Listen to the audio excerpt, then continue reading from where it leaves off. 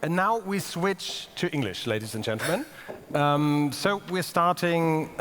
So be very careful to listen to us and to try to follow our conversation. We will talk very slowly, so it is possible. I have the honor to have our guest John Bercow next to me. He's from England, UK, and while he is surely one of the most sophisticated masters of the English language, he's famous, funnily enough, for one single word, definitely so, in Germany, and the word is the following. Order! Order! Sit, order! I know what I'm doing. Order! Order! Ladies and gentlemen, very warm welcome for John Bercow.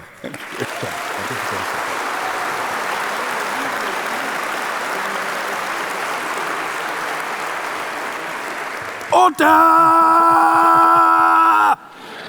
He's still capable of doing it. As a Conservative, you were elected to become Speaker of the House by votes of the Labour Party, I read. You were in duty during the Brexit debates, and you can surely tell us what it's like to overcome divisions, entrenched divisions even. You were re-elected 3 times, I think, and after you stepped down as the Speaker of the House, you left the Tories to become a member of the Labour Party. So you know both ends of the division, obviously. And so I'm really delighted to have you on stage. We're really honored to have you with us. And this is exactly what we want to talk about, overcome entrenched divisions. How do you close gaps between generations and probably also in society? And we thought there would be nobody better suited to help us than you are, obviously. Thank you. John, for the German audience or German-speaking audience, Speaker of the House, we are not so familiar with the system in the UK. What is the Speaker of the House? The Speaker of the House, Mark, friends, ladies and gentlemen, and thank you for coming in such substantial numbers, is a referee or an umpire of the match, of the contest, of the debate between different parties and different individuals.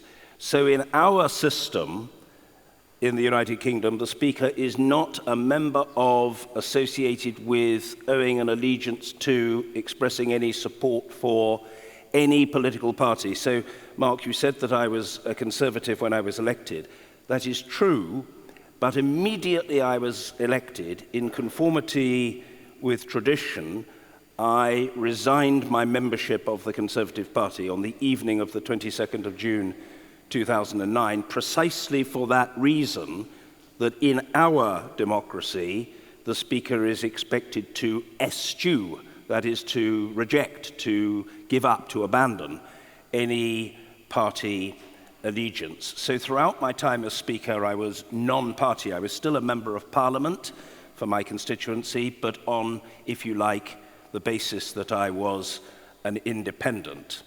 And so I ceased to be involved in party politics at all, and my responsibility was simply to chair debates, to decide who to call to speak, and to try to facilitate the legislature. I think the one point I want to leave with you is that the Speaker is not on the side of any party, and the Speaker, for example, was not supposed to be pro-Brexit or anti-Brexit or pro-conservative economic policy or pro-Labour economic policy. The Speaker kept out of all that, but the Speaker was supposed, and I did try, to be pro-Parliament.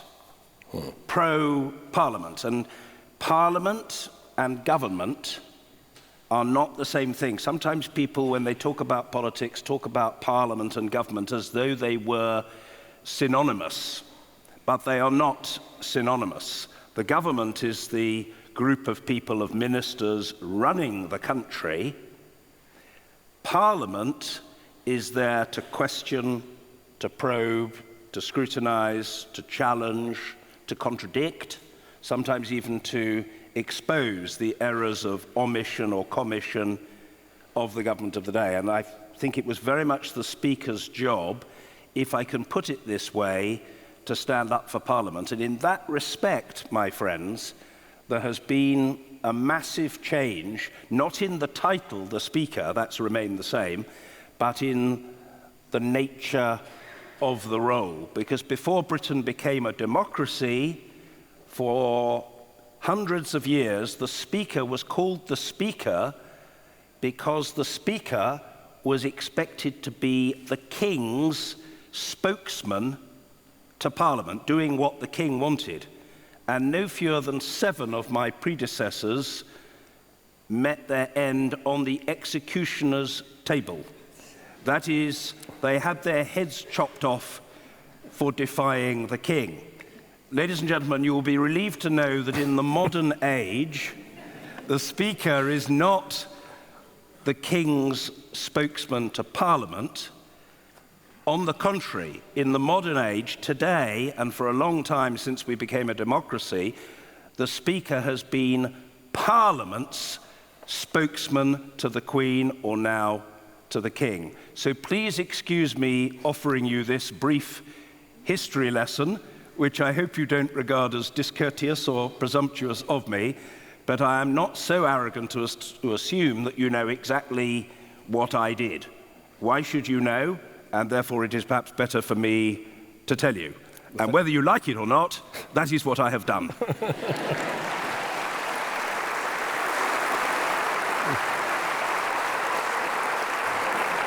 Thanks for the explanation, John. By the way, you're wearing a grey tie, and I read and I learned in advance that you're a passionate wearer of ties. But at the same time, you were the one, I read, who abandoned the obligation to wear ties in Parliament. Is that correct? It is.